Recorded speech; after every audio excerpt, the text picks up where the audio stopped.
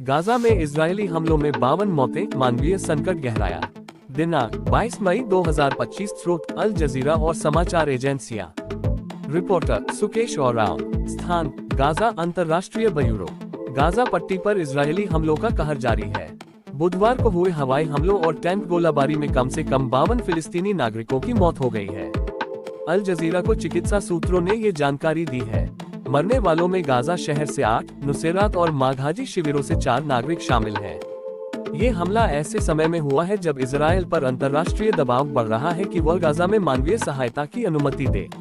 मंगलवार को इजरायल ने 93 मानवीय ट्रकों को गाजा में प्रवेश की अनुमति दी, लेकिन संयुक्त राष्ट्र की रिपोर्ट के अनुसार इनमें से अधिकांश ट्रक अभी भी सीमा पर फंसे हुए हैं। संयुक्त राष्ट्र के प्रवक्ता जेम्स लेकी के अनुसार करेम अबू सलेम क्रॉसिंग से कोई भी ट्रक गाजा के भीतर नहीं पहुंच पाया है। अल जजीरा के संवाददाता तारिक अबू अज़्ज़ौम के मुताबिक केवल 5 ट्रक ही अब तक गाजा में प्रवेश कर सके हैं। उन्होंने कहा, ये सहायता में व्यवस्थित बाधा का एक और प्रमाण हो सकता है। मानवीय संकट गहराता जा रहा है। डॉक्टर्स विदाउट बॉर्डर्स (MSF) के प्रतिनिधि पास्कल कोइसोट ने कहा, इजरायली अधिकारियों द्वारा दी गई सहायता अपर्याप्त है। यह एक कोशिश मात्र है कि वे अंतर्राष्ट्रीय आलोचना से बच सकें, जबकि हकीकत में वे लोगों को जिंदा रखने की बजाय भूखा मरने पर मजबूर कर रहे हैं। घेराबंदी और विरोध। कुछ इजरायली कार्यकर्ताओं ने भी गाजा में सहायता ट्रकों को रोके जाने का विरोध किया, हालांकि इजरायली पुलिस ने उन्हें हटा दिया।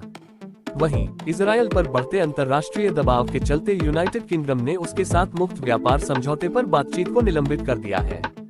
यूरोपीय संघ भी अपने राजनयिक संबंधों की समीक्षा कर रहा है। वैश्विक आह्वान। पोप फ्रांसिस और फिलिस्तीनी राष्ट्रपति महमूद अब्बास ने गाजा में युद्ध और घेराबंदी समाप्त करने की अपील की है। अब्बास ने कहा, अब समय आ गया है कि फिलिस्तीनी लोगों के खिलाफ हो रहे विनाश को रोका जाए। हम अपनी भूमि पर बने रहेंगे और संघर्ष जारी रखेंगे। युद्ध का अब तक का आंकड़ा। अक्टूबर 2023 में हमास के हमले के बाद से शुरू हुए इस युद्ध में अब तक 53,573 लोग मारे जा चुके हैं, जबकि 1.21 लाख से अधिक घायल हुए हैं।